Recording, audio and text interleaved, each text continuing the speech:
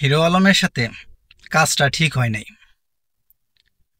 Hero Alam গেল আওয়ামী লীগের বিরুদ্ধে বিভিন্ন কি বলে নির্বাচন কমিশন বা এইরকম মানে আওয়ামী লীগের সাথে সরকারের সাথে সম্পৃক্ত এদের বিরুদ্ধে মামলা করতে গেল, কিন্তু বিএনপির লোকেরা তাকে মারলো কেন? এটা কেমন ধরনের?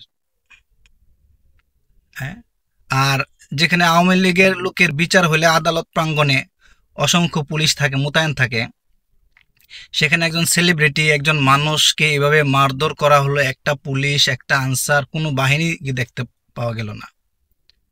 তো পুলিশরা কি এখনো সেই দোসরদের অনুসরণ করে রয়েছে যে না তারা তাদের দায়িত্ব অবহেলা করছে? আর বড় প্রশ্ন হলো যে যদি আওয়ামী লীগের লোকেরাই তাকে আঘাত করে থাকে তাহলে অবশ্যই এটার বিচার হবে।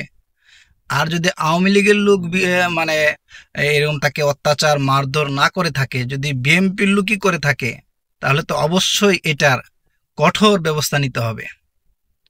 কারণ এইরকম একটা বাংলাদেশের পরিস্থিতিতে, আর এখন যেখানে মানুষ সবার কি বলে বাক স্বাধীনতা এবং সবার কথা বলার অধিকার আছে এবং সবাই এখন স্বস্তিতে মানে নিজের আত্মপ্রকাশ, নিজের সবকিছু প্রকাশ করতে পারবে, এরকম পরিস্থিতিতে একটা মানুষকে এভাবে মারধর করলো, তারা এখনো ক্ষমতায় আসে নাই, কিচ্ছুই হয় নাই, ক্ষমতার কোনো আহ, কিছুই তারা পায় নাই, তারপরেও তারা যদি এরকম করতে পারে তাহলে ভবিষ্যতে তারা কি করবে? তাই এটার অবশ্যই একটা যথাযথ বিহিত করতে হবে, ব্যবস্থা নিতে হবে। অথবা যারা করছে, যদি বিএনপির নাম দিয়েও যদি কেউ করে থাকে, তাইলে এই যে ভিডিও ফুটেজ দেখে কারা করছে এই ঘটনাটা, এরকম যে এত দুঃসাহস কিভাবে পাইলো যে একটা মানুষকে এভাবে 5-7 জন মিলে এভাবে মারধর করলো, তাকে কান ধরে উঠালো, বসালো, এত বড় দুঃসাহস তারা কোথা থেকে পাইলো? এদেরও আইনের আওতায় এনে কঠোর শাস্তি দিতে হবে এবং জনসম্মুখে এদের উপস্থিত করতে হবে।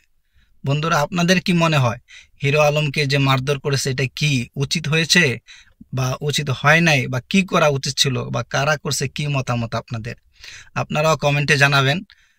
আপনাদের কমেন্টের অপেক্ষায় রইলাম। দেখি আপনারা কে কি মত দেন বা কি মত প্রকাশ করেন। আপনারা সবাই ভালো থাকুন, সুস্থ থাকুন। আল্লাহ হাফেজ।